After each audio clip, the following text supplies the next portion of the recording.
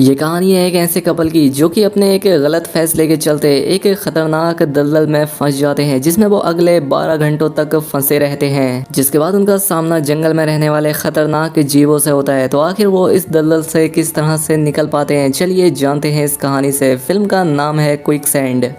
Film की शुरुआत होती है और हम जंगल में एक अनजान आदमी को डर कर भागते हुए देखते हैं। उसे देखने पर ऐसा लग रहा था जैसे वो किसी इंसान या किसी और चीज से डर कर भाग रहा हो। उसके हाथ में गन भी थी, ऐसा लग रहा था मानो वो यहाँ शिकार पर आया हो। और तभी उसका दोस्त उससे आकर टकराता है। वो अपने दोस्त से कहता है कि हमारे लिए पहले वाला काम ज्यादा सही था, जिसमें हम टूरिस्ट को लूटा करते थे।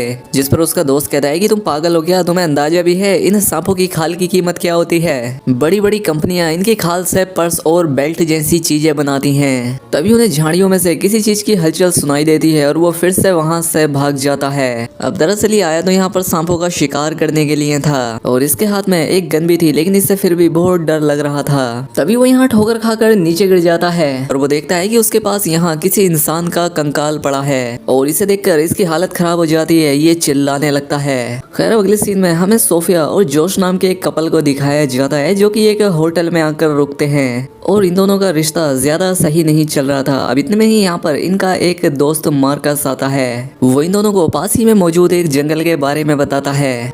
कहता है कि वहाँ पर एक बहुत ही खूबसूरत झरना है, तुम्हें वहाँ पर एक बार जरूर जाना चाहिए। खैर अब अगले दिन ये दोनों रिसेप्शन पर जाकर उस जंगल में मौजूद उस झरने तक जाने का रास्ता पूछते हैं। रिसेप्शनिस्ट बताता है कि वहाँ पहुँचने के बाद आपको 2 रास्ते मिलेंगे, एक बड़ा है और एक छोटा। लेकिन आप बड़ा रास्ता चुना क्योंकि छोटे रास्ते को तो वहाँ पर रहने वाले लोग भी नहीं चुनते, क्योंकि उस छोटे रास्ते पर मौजूद बहुत ही खतरनाक दलदल हैं और सांप हैं। खैर अब ये पता करने के बाद ये दोनों यहाँ से निकल पड़ते हैं और इनके यहाँ से जाते ही रिसेप्शनिस्ट एक आदमी को इशारा करता है। सोफिया और जोश यहाँ कोलंबिया में किसी काम से आए थे जो कि उनका 2 दिन पहले ही पूरा हो गया था और अब इसीलिए ये दोनों अपने दोस्त मार्कस के कहने पर इस जंगल में घूमने के लिए जा रहे थे। खैर अब इसके बाद ये दोनों अपने दोस्त की बताई हुई उस जगह पर पहुंच जाते हैं और यहाँ पर अपनी कार को पार्क करके झरने तक जाने के लिए हाइकिंग शुरू कर देते हैं। वो दोनों रास्ते में भी एक दूसरे से ज्यादा बातें नहीं कर रहे थे क्योंकि उनकी एक दूसरे से बनती नहीं थी। अब चलते चलते ये जंगल में काफी अंदर पहुंच जाते हैं और काफी थक भी जाते हैं, इसलिए ये आराम करने के लिए एक जगह पर बैठ जाते हैं।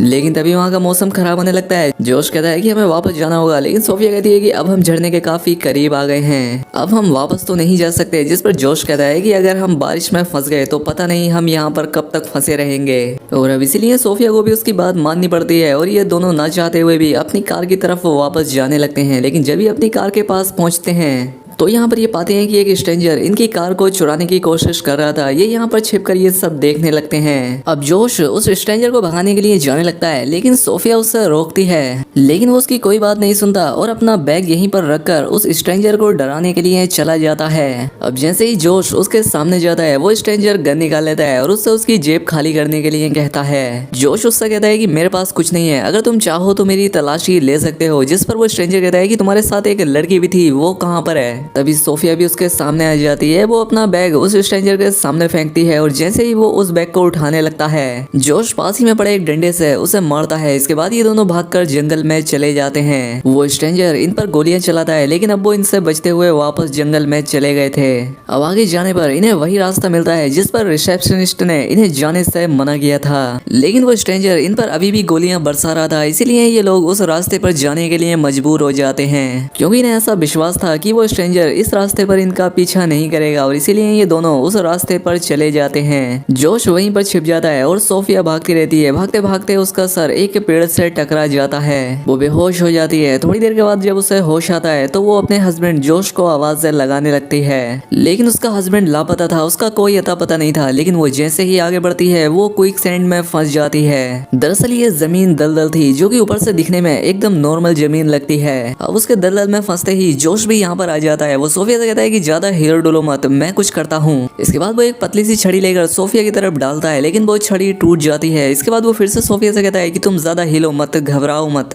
लेकिन वो इसकी बात सुनी कहाँ रही थी, वो और भी ज्यादा हिलती है और इसी वजह से वो दलदल में डूब जाती है। अब जोश को भी कुछ और नहीं सोचता और वो जल्दी से उसे बचाने के लिए दलदल में कूद जाता है। अब इन दोनों की ही बुरी तरह से लगने वाली थी क्योंकि अब ये दोनों इस दलदल में फंस चुके थे। वहीं दूसरी तरफ दिखाई जाता है कि इनका दोस्त मार्कस इन दोनों से मिलने के लिए होटल में आया था, लेकिन वो उसे यहाँ पर नहीं मिलते। फिर वो अपना वॉइस मेल चेक करता है जहाँ पर उसे जोश का मैसेज मिलता है जिसमें वो बताता है कि मैं सोफिया के साथ तुम्हारी बताई हुई जगह पर हाइकिंग करने के लिए जा रहा हूँ, मैं वापस आकर तुम्हें कॉल करूंगा। वहीं दूसरी तरफ जंगल में बारिश रुक चुकी थी और जोश सोफिया को हौसला देता है, कहता है कि डरो मत, हम यहाँ से सेफली निकल जाएंगे क्योंकि मिट्टी का वजन इंसान के वजन से ज्यादा होता है। मैंने ऐसा एक किताब में पढ़ा था। तब सोफिया उससे कहती है कि तुम मुझे धक्का दो, शायद मैं बाहर निकल जाऊं, लेकिन उनकी ये कोशिश नाकाम हो जाती है। फिर सोफिया जोश से कहती है कि शायद रेत के नीचे कुछ है, उसे ऊपर खींचने की कोशिश करो। लेकिन जब ये उसे ऊपर खींचते हैं तो वो एक इंसान की डेड बॉडी थी और उसके हाथ में एक गन भी थी और एक बैग भी। जोश गन और बैग को लेकर उस बॉडी को वापस नीचे डाल देता है। फिर जोश बैग को चेक करता है, उसमें शराब की बोतल्स,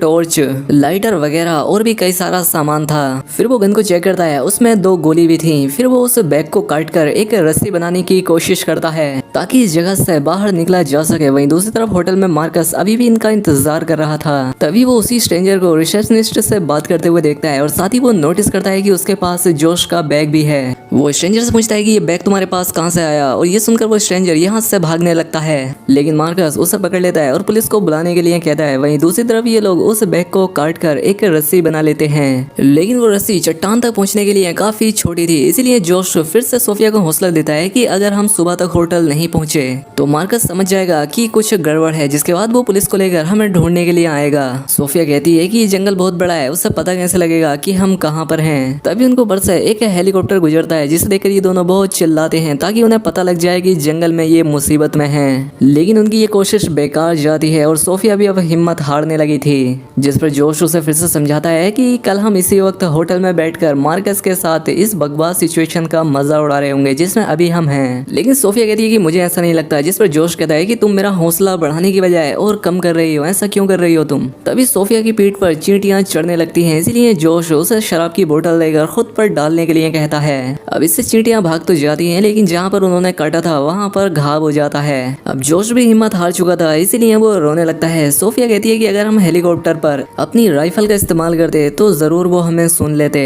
इसके बाद वो जोश से गन मांगती है और जोश उसे वो गन दे देता है, लेकिन इसके बाद अब वही होता है जिस बात का डर था। ये जंगल जिन सांपों की जहरीली प्रजाति के लिए ज्यादा मशहूर था, वही सांप यहाँ पर आ जाते हैं और जब ये लोग इस सांप को देखते हैं तो इनकी हालत बहुत खराब हो जाती है। ये लोग बहुत ज्यादा डर जाते हैं क्योंकि वो सांप यहाँ पर अपने पड़े हुए अंडों की रक्षा करने के लिए यहाँ आया था। अब सोफिया अपनी राइफल निकालकर जैसे ही स्नेक पर फायर करती है वो जोश को काट लेता है और वो सांप यहाँ से भाग जाता है। जोश कहता है कि इसका जहर धीरे धीरे मेरे अंदर फैलने लगेगा और इसीलिए अब मुझे बहुत ज्यादा दर्द होने लगा है और अब मुझे अगर जिंदा रहना है तो मुझे जल्द ही हॉस्पिटल पहुंचना होगा। वहीं दूसरी तरफ मार्कस और उस स्ट्रेंजर को दिखाया जाता है जो कि पुलिस स्टेशन में थे। मार्कस उससे पूछता है कि क्या मेरे दोस्त अभी भी जिंदा हैं, तुम मुझे सब सच बताना, मैं पुलिस से कह दूंगा कि एक गलत फहमी थी। लेकिन वो उसे कुछ नहीं बताता। फिर मार्कस उसे $200 का लालच भी देता है, लेकिन ये बहुत हरामी चोर था, ये उसकी घड़ी भी मांग लेता है। फिर वो बताता है कि मैं पिछले वीकेंड पर अपने दोस्त के साथ वहाँ शिकार करने पहुंचा था, लेकिन मैं अकेला ही वापस लौटा।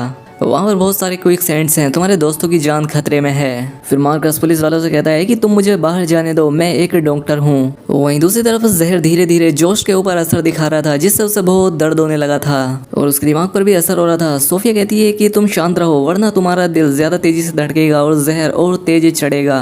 जोश के पूरे शरीर में भयंकर दर्द होने लगा था और ऐसा लग रहा था कि उसके शरीर में खून की जगह आग और तेजाब बहने लगा हो। जोश कहता है कि ऐसी मौत आने से अच्छा तो मैं भूख से तड़प कर मर जाता। अब जोश के गले के पास खून जमा होने लगा था, इसलिए सोफिया चाकू को लाइटर से गर्म करती है और जोश की गर्दन में जमा हुआ खून निकालती है और ये पल जोश के लिए बहुत दर्दनाक था। अब इससे जोश को थोड़ा आराम तो मिलता है, लेकिन उसका शरीर अब सुन्न होने लगा था। अब इसके बाद ये दोनों अपने एक साथ बिताए अच्छे पलों को याद करने लगते हैं। तभी यहाँ पर सोफिया को एक आइडिया आता है कि अगर हम उस सांप को एक रस्सी की तरह इस्तेमाल करें तो हम यहाँ से बाहर निकल सकते हैं। जोश कहता है कि अब तक वो सांप बहुत दूर जा चुका होगा, लेकिन सोफिया कहती है कि नहीं नहीं, वो एक माँ है, वो अपने अंडे से ज्यादा दूर नहीं जाएगी।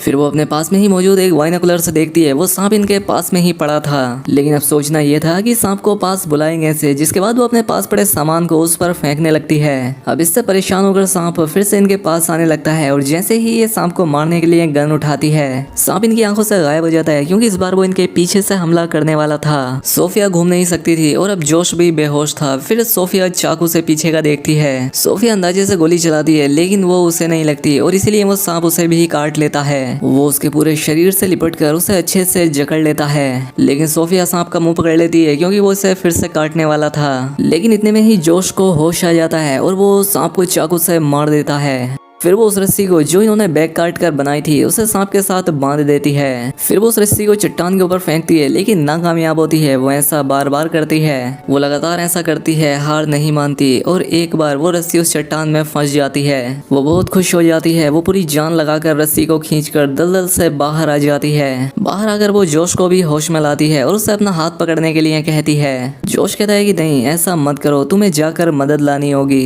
क्योंकि मेरा शरीर पैरालाइज हो गया है। इसीलिए सोफिया उस जंगल से बाहर जाने की कोशिश करती है लेकिन सांप के जहर ने असर दिखाना शुरू कर दिया था। अब उसे सब कुछ धुंधला दिखाई देने लगा था। वो फिर से एक दलदल में गिरने वाली थी लेकिन इस बार वो संभल जाती है। उसे इस जंगल से बाहर निकलते हुए अंधेरा हो गया था।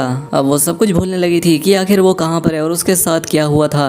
लेकिन यहाँ पर इतने में ही उसका दोस्त मार्कस पुलिस लेकर पहुंच जाता है। वो उसे होश में लाकर जोश के बारे में पता करते हैं। फिर वो सोफिया का इलाज करते हैं, उसे एंटीडोट देते हैं। वहीं दूसरी तरफ सर्च ऑपरेशन 1 से 1.5 घंटा चलता है। वो जोश को भी ढूंढ लेते हैं और सोफिया के पास लाते हैं। और अच्छी बात थी कि जोश अभी भी जिंदा था और इन्हें बचाने में मार्कस का एक अहम रोल था। वो इनका एक अच्छा दोस्त साबित हुआ और ऐसा ही एक अच्छा और सच्चा दोस्त हम सभी के पास होना चाहिए। बाकी आपकी इस फिल्म को लेकर क्या राय है हमें कमेंट में बताएं और ये वीडियो अपने दोस्तों के साथ शेयर भी करें। तो दोस्तों आज के लिए इतना ही, मिलते हैं हमारी अगली शानदार वीडियो में।